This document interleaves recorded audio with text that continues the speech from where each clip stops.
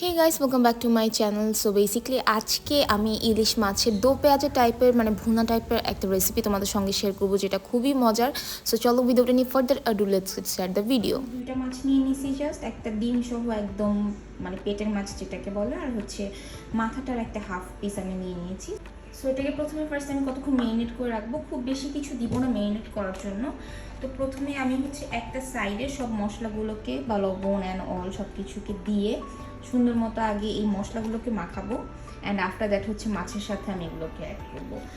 এরপর just add করে নিচ্ছি আমি গুঁড়ো মরিচের গুঁড়ো, পরিমাণ মতো, আসলে আপনারা যতটুকু খেতে পারবেন ওইটুকু পরিমাণে নিয়ে নেবেন। এরপর আমি একটু দিয়ে দিব ধনিয়া গুঁড়া, আমি হচ্ছে যে এখন একটু হলুদ গুঁড়ো দিয়ে দিলাম। তো এগুলোকে একটু সুন্দর মতো ফার্স্টে হাত দিয়ে একটু মিক্স করে নিব, অ্যান্ড আফটার দ্যাট এটাকে সুন্দর মতো আমি মাছগুলোর উপর জাস্ট ছিটিয়ে দিয়ে দিব, অ্যান্ড হালকা হাতে এগুলোকে জাস্ট মিক্স করে নেব। দেখা যায় যে মেরিনেট করার পর যতটুকু সময় আপনারা আসলে রাখতে পারবেন তত বেশি ভালো মতো মশলাগুলো আসলে মাছের ভিতরে ঢুকবে, অ্যান্ড এটা কিন্তু খেতেও তখন খুব মজা লাগে। তো যার কারণে আমি হচ্ছে এটাকে মেরিনেট করার পর মোটামুটি আধা ঘন্টা থেকে 20-30 মিনিট পর্যন্ত আসলে রাখবো, অ্যান্ড আমি আধা ঘন্টা পর এটাকে সুন্দর মতো একটু ডিপ ফ্রাই করে নেব।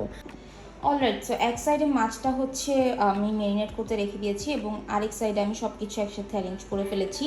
সো বেসিক্যালি আমার যা যা কিছু লাগবে সেটা হচ্ছে অনেকগুলো পেঁয়াজ, আমি ফ্লেভারের জন্য অল্প একটু রসুন নিয়েছি, এরপর আমি কাঁচামরিচ নিয়েছি, এগুলো সব কিছু ডিপে ছিল, এটা সব কিছু, এগুলো সব কিছু ডিপে ছিল। সো আমার জন্য খুবই ইজি হয়ে গেছে, তোমরা সুন্দর মতো কেটে নিতে পারো।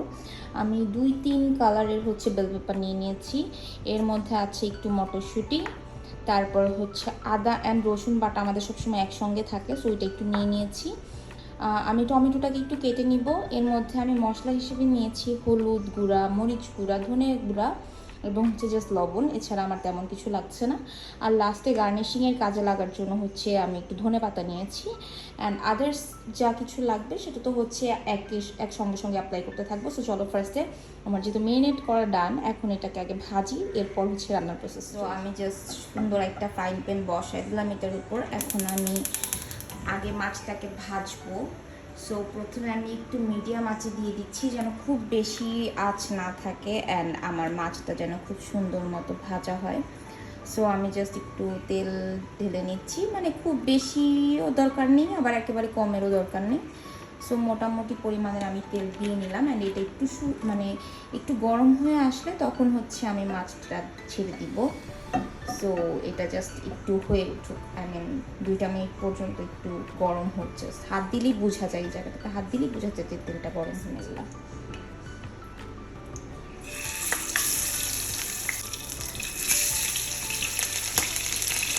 এক পাশ ভালো মতো হয়ে গেলে তখন আমি হচ্ছে উল্টে দিব।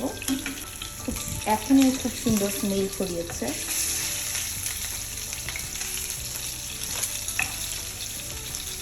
এখন মাথাটা উল্টে দিচ্ছি।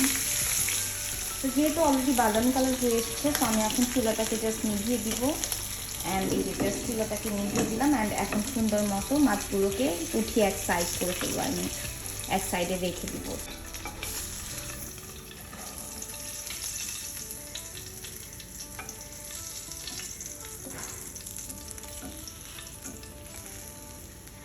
আর আমি সেম ফ্রাইং প্যানটাতে জাস্ট একটু তেলটা কমিয়ে নিলাম, অ্যান্ড আমি আবারও চুলো জ্বালিয়ে দিচ্ছি এবং মোটামুটি মিডিয়াম একটা আঁচে রাখছি। অ্যান্ড এখন এটার মধ্যে আমি একে একে কিছু উপকরণ দিয়ে দিব। ফার্স্টে আমি দিয়ে দিচ্ছি পেঁয়াজ,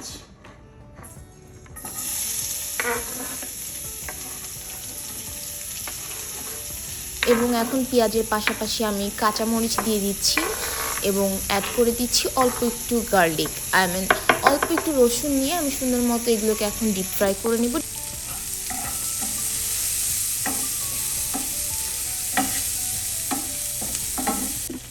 পেঁয়াজটা ভাজার সময় আমি সবসময় দেখা যায় যে একটু লবণ দিয়ে দিই, তাহলে লবণটা আগে আগে দিয়ে দিলে পেঁয়াজটা খুব সুন্দর মতো ভাজা হয়ে যায়। সো আমি জাস্ট লবণটাকে একটু অ্যাড করে দিলাম যেন পেঁয়াজটা খুব তাড়াতাড়ি আসলে ভাজা হয়ে যায়।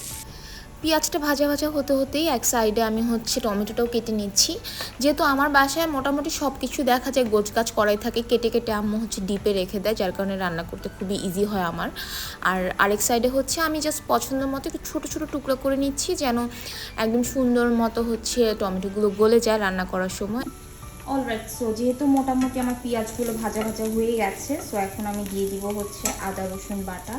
সো আমি মোটামুটি পুরোটুকুই আদা রসুন বাটা দিয়ে দিচ্ছি এখানে। অ্যান্ড পাশাপাশি অল্প জাস্ট একটু পানি দিব, কিন্তু এটা আর একটু ভাজা ভাজা করে নিই তারপর। আদা রসুন বাটাটা ওইভাবে একটু ভেজে নিলে আদা বা রসুনের কোনোভাবেই স্মেল থেকে যায় না। অনেক সময় দেখা যায় না যে রান্নার পরও হালকা পাতলা স্মেল থেকে যায়, তো এইভাবে করলে কখনো স্মেলটা থেকে যায় না। এর মধ্যে টমেটোটা জাস্ট অ্যাড করে দিচ্ছি।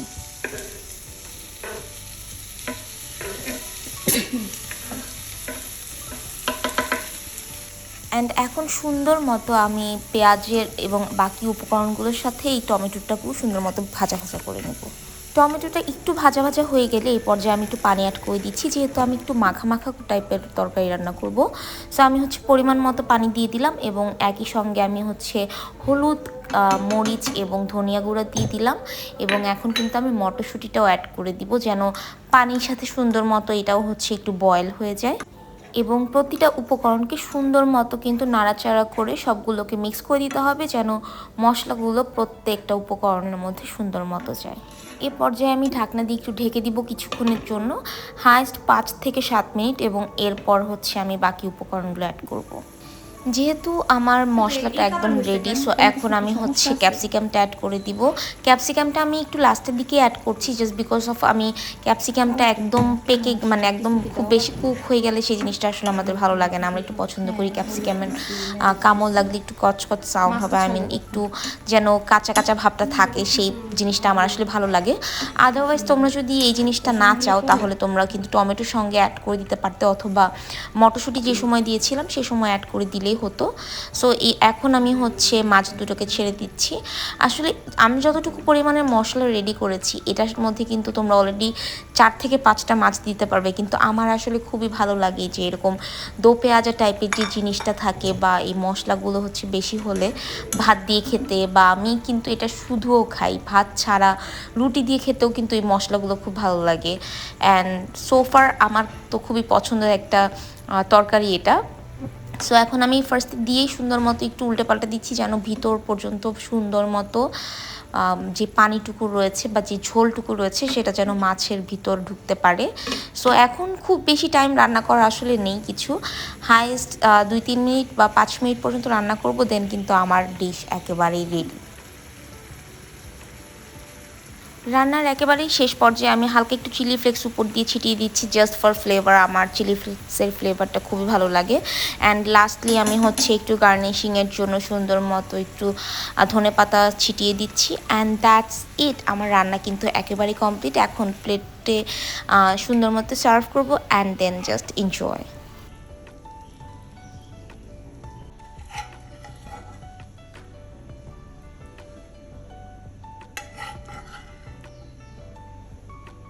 প্লেটিং তো মোটামুটি আমার ডান, অ্যান্ড তোমরা দেখতেই পারছো, দেখেই খুব লোভনীয় লাগছে। অ্যান্ড যার কারণে আমি কিন্তু নিজেকে আসলে সামাল দিতে পারিনি, জাস্ট গরম ভাত নিয়ে বসে গেলাম এই রেসিপিটা ট্রাই করার জন্য। অ্যান্ড ট্রাস্ট মি, এতটা মজা হয়েছিল যা হয়তো তোমরা দেখেই বুঝতে পারছো।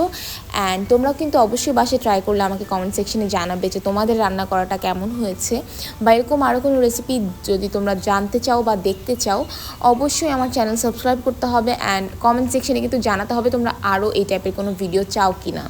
সো আজকের জন্য এখানেই বিদায় নিচ্ছি, আবার চলে আসবো নতুন কোনো ভিডিও নিয়ে। সেই পর্যন্ত সবাই ভালো থাকো, সুস্থ থাকো। আর হ্যাঁ, আমিও এখন আমার ভাতটাকে একটু এনজয় করি। সো আল্লাহ হাফিজ, stay safe and see you next time, bye by.